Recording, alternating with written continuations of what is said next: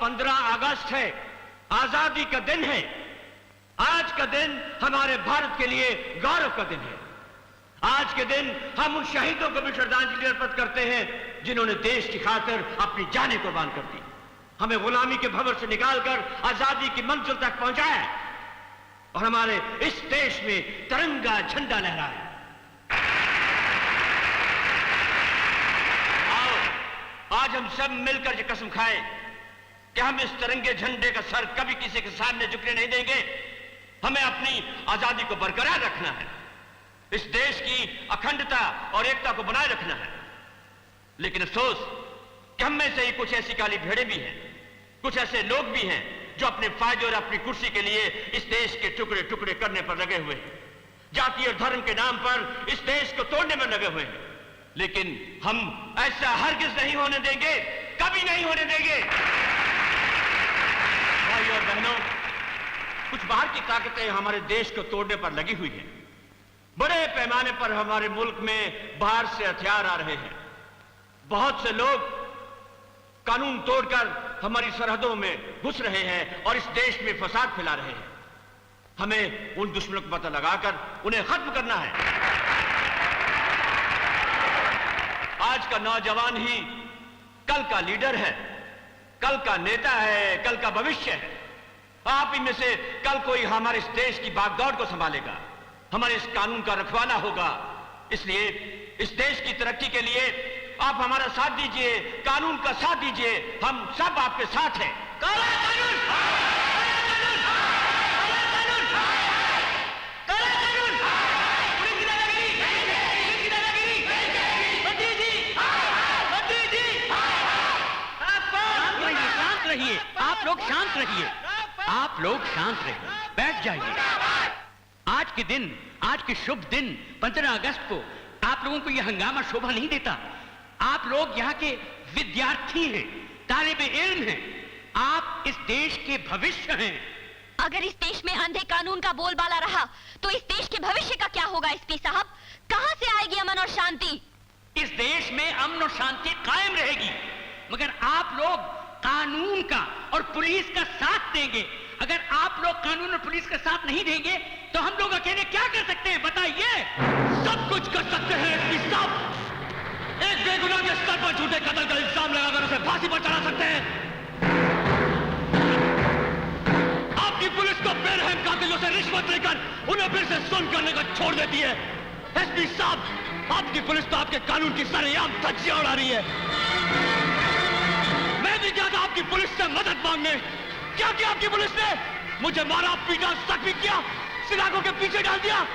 क्या यही है आपका कानून? एसपी साहब, अगर यही आपकी पुलिस और आपका कानून है तो मैं आपको एक बात बता देना चाहता हूं। इस देश का एक एक नौजवान अपनी कलम को छोड़कर हथियार उठाने पर मजबूर हो जाएगा।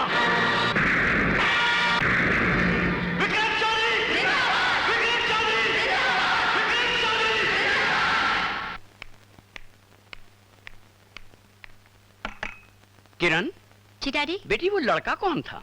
कौन सा लड़का? वही जो होम मिनिस्टर के सामने जोर शोर से भाषण झाड़ रहा था। वहां तो बहुत लड़के थे डैडी, आप किस लड़के की बात कर रहे हैं? भाई वही लड़का, जख्मी लड़का, जिसके साथ आप मरहम बनकर चिपक कर बैठी हुई थी और सारे पुलिस डिपार्टमेंट का पोस्टमार्टम कर रही थी। उसका नाम विक्रम है डैडी, वो मेरे ही कॉलेज में पढ़ता है। निहायत ही शरीफ और काबिल लड़का है। मैं उसकी डिग्रियां नहीं पूछ रहा। अगर पुलिस वालों से कोई भूल हुई और उसके साथ नाइंसाफी हुई तो तुम्हें मुझे बताना चाहिए था। After all I am the superintendent of police. Daddy, इस देश की हर किरण का बाप सुपरिंटेंडेंट ऑफ पुलिस नहीं है। मैं आपकी मदद ले सकती थी, लेकिन हम स्टूडेंट्स के पास हर जुल्म से टकराने की ताकत है। What are you saying, किरण? कानून के साथ टकराने का अंजाम क्या होता है ये मालूम है तुम लोगों को? किस कानून की बात कर रहे हैं आप? उस कानून की जिसका इंस्पेक्टर देवरा एक अंग है, जो विक्रम जैसे निर्दोषों को फांस कर कानून का मजाक उड़ाता है। डैडी, जब तक आपके पुलिस डिपार्टमेंट में इंस्पेक्टर देवरा जैसे भ्रष्ट अफसर मौजूद हैं, तब तक हम जैसे लोग कानून तोड़ते रहेंगे। Damn it to hell, किरण, तुम अपने डैडी को धमकी दे रही हो? डैडी को नहीं, सुपरिंटेंडेंट ऑफ पुलिस को। और एक बात और बता दूं, अगर जरूरत पड़ी तो हम कानून से भी टकरा जाएंगे। Good night daddy. तुम्हें शर्म आनी चाहिए इंस्पेक्टर देवरा। तुम्हारी वजह से सारा पुलिस डिपार्टमेंट इस शहर में बदनाम हो रहा है। शर्म के मारे हम सबका सर झुका जा रहा है। सर आप मुझ पर इल्जाम लगा रहे हैं सर। मैंने उस लड़के को खुद इंस्पेक्टर शर्मा का खून करते हुए देखा है सर, और उसने कबूल भी किया है। फिर भी आप मेरी बात नहीं मान रहे सर। मैं झूठ को सच कैसे मान लूं? तुम्हारे खिलाफ शिकायतों का वैसे ही अंबार लगा हुआ है। विक्रम निर्दोष है, उसके खिलाफ केस वापस ले लो। सर ये आप क्या कह रहे हैं? वो एक खतरनाक गुंडा है, खूनी है और कीप क्वाइट इंस्पेक्टर देवरा। अगर तुम शर्मा का मर्डर केस नहीं सॉल्व कर सकते तो मैं किसी और अफसर को दे दूंगा। You may go now. Sir get me the inspector general of police.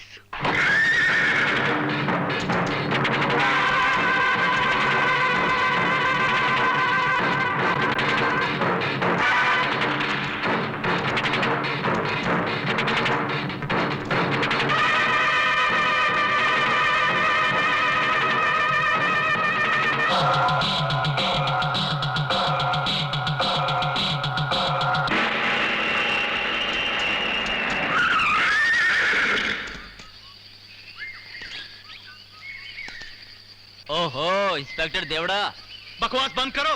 ये बताओ ढोली किधर है? भाग बादशाह भाग। शाबाश शाबाश। ए ढोली,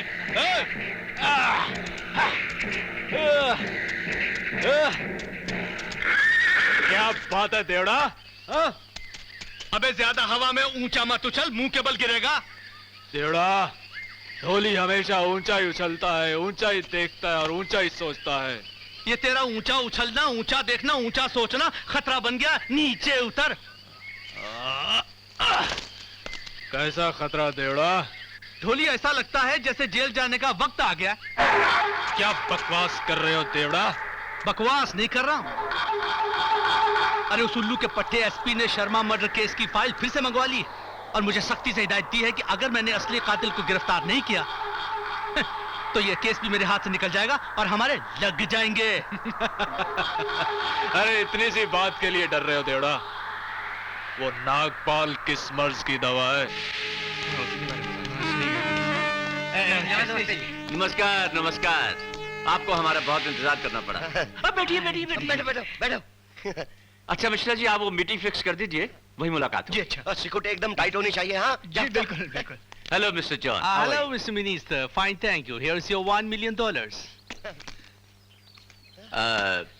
मिस्टर जॉन, आप तो मुझे $3 million देने वाले थे इस बार। Peace time problem, Mr. Minister। वाह मिस्टर जॉन वाह, बहुत चतुर हो तुम। बड़ी स्मार्ट। हाँ, लेने को मछली और देने को कांटे। No No, no, Mr. Minister, हम full payment करेगा। But it needs some time. This time money market very tight. Don't worry, I'll pay। हाँ ठीक है मिस्टर जॉन, लेकिन एक बात याद रखो, सूखे टुकड़ों पर कभी कभी नहीं उड़ा करते। आगे से अगर माल चाहिए तो उसकी payment cash. Okay? Payment cash down, right? Understand? Okay। Neelam, जी सर। थोड़ी सी से ब्राउन शुगर की डिलीवरी दिलवा दो। Okay okay sir. Alright mister John, you can go now. Okay, thank you, Mr. Minister। Okay bye bye. इसका ख्याल रखना। खन्ना साहब, कैसे हैं आप? कहिए कैसे आना हुआ? एक अड़चन आ गई है हुजूर। कैसी अड़चन? बॉर्डर से हथियार सप्लाई नहीं कर पा रहा हूं, बड़ा नुकसान हो रहा है। वजह? बॉर्डर सिक्योरिटी फोर्स का ऑफिसर कुछ ज्यादा ही भौंकने लगा है। ओह, तो उसे मुंह मांगी रकम देकर उसे खरीद लीजिए ना। हाँ। कई बार कोशिश कर चुका हूं, हर बार काट खाता है। मंत्री जी, लगता है ये इंस्पेक्टर पागल हो गया है। और जब कुत्ता पागल हो जाता है तो उसे क्या करते हैं? गोली मार देते हैं। आप जाइए खन्ना जी, मैं उसे देख लूंगा। वो भी डंके की चोट पर। अच्छा, जाओ, नमस्कार। जाओ, नमस्कार जाओ, नमस्कार। हाँ तो रोको आओ, रिवाल्वर। आओ, आओ, आओ। माई बाप मेरे हुजूर, मेरी सरकार। क्या हुआ, मेरी क्या हुआ? रातों की नींद हराम होगी सरकार। क्या हुआ, क्या कर दिया आपकी बात तुमने? मैंने कुछ नहीं किया सरकार, मैंने कुछ नहीं किया। मैंने एक हॉस्पिटल बनवाया था सरकार, उसकी छत गिर गई और 8-10 लोग अपनी मौत मरने से पहले ही बेमौत मर गए वाह, सरकार। वाह, वाह। अरे वारी जाऊं इस सादगी पे, वो भी डंके की चोट पे। हुजूर 8-10 साल की जेल हो जाएगी, मेरा बुढ़ापा खराब हो जाएगा, मेरा बुढ़ापा। आग से खेलोगे तो अंगारे तो उगलेंगे ही ना। देख लिया नकली सीमेंट लगाने का अंजाम क्या होता है? खैर अब तुम हमारे चरणों में आ गए हो तो अंजाम ऐसा नहीं होगा। हम तुम्हारी सजा माफ करवा सकते हैं, लेकिन अगर तुम नागपाल रिलीफ फंड में 20 लाख रुपया रोकड़ा जमा करवा दो तो। दे दिए सरकार, दिए, पर मेरी जान तो बच जाएगी ना सरकार। रोकड़ी मल, सांप हमेशा टेढ़ा चलता है, लेकिन जब अपनी बिल में जाता है ना तो सीधा जाता है। अरे भाई, जब हमने तुम्हें कह दिया तो समझो कि तुम बच गए। अब जाओ। सेठ अब घर जा और घोड़े बेच के सो जा, वो भी डंके की चोट पे। ले जाओ ले जाओ ले जाओ। सरकार मैं जाऊं? चल चल। बस तो जाऊंगा ना अरे सरकार। चल उठ, ज्यादा चमचागिरी मत कर, चल। भाई बाप। हाँ तो मान सिंह। हुकुम। हाँ तो मान सिंह, वो हमारे काम का क्या हुआ? आपकी फैक्ट्री के लिए जो जमीन आपने देखी थी, हाँ, उसे उसके मालिक किसी भी कीमत में बेचने को तैयार नहीं है। मुझे लगता है आपका काम होना मुश्किल है। हमारा काम होना मुश्किल है? नागपाल का काम होना मुश्किल है? वो जमीन किसकी है? माखन चौधरी की। माखन चौधरी कौन है? वही विरोधी पार्टी का सरपंच जिसने इलेक्शन में जूतों का हार पहनाकर आपकी सारे गांव में बेइज्जती की थी।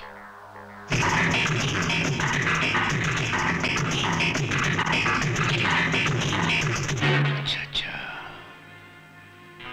तो यही है वो माखन चौधरी। अब तो वो जमीन हम किसी भी हालत में लेकर ही रहेंगे।